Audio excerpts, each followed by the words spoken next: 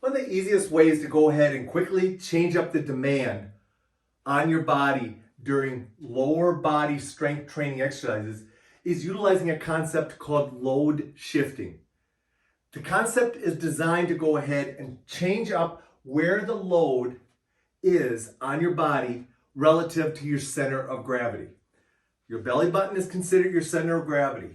The load could be centrally located, it could be offset located, it could be placed on a different plane of movement while you're going ahead and doing a lower body exercise. Multiple ways that we can go ahead and change up your load shift.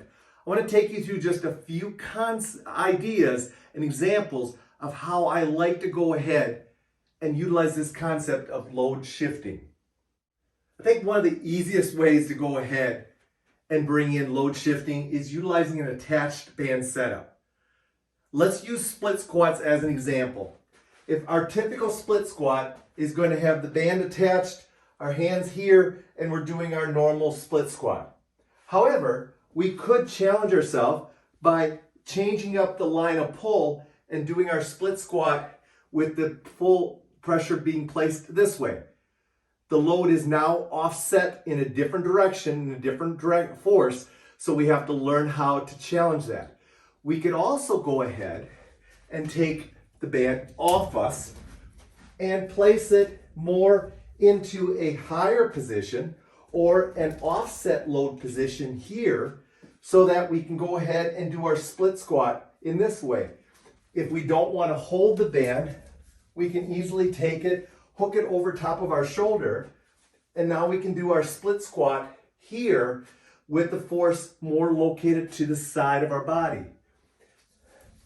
However, the way I really enjoy loading it is by just utilizing the hip attached setup with a dumbbell, because the dumbbell is going to create a vertical load and it's easily changed up. As an example, we go back to our split squat. We could go ahead and place the load here. We could place the load down here. We could place the load over here. We could place it up here. We could place it overhead.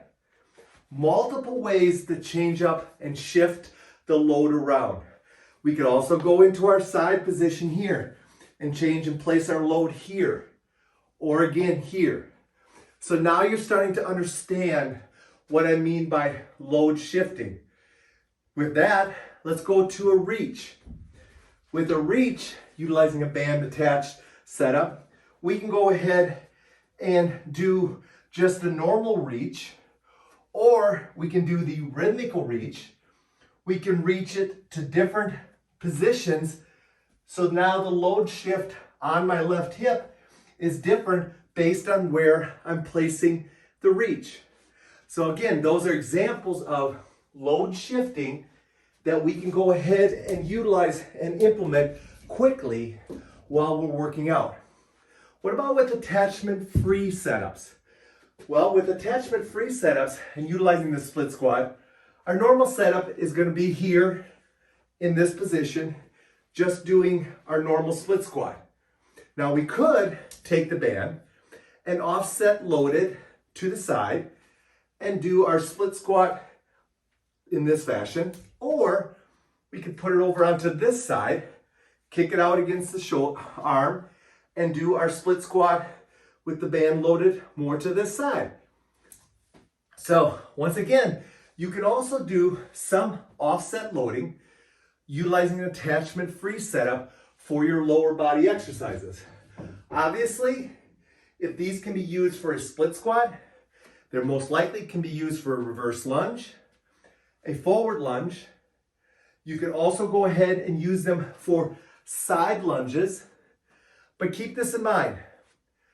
Use the load, the offset load, but make sure that you can control it.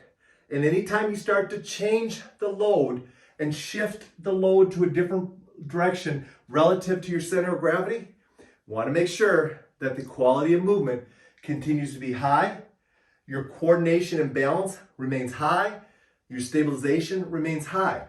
Because that's why you're going ahead and shifting the load. You want to ultimately challenge your center of gravity to have to go ahead and learn how to deal with a load different on your body. Load shifting.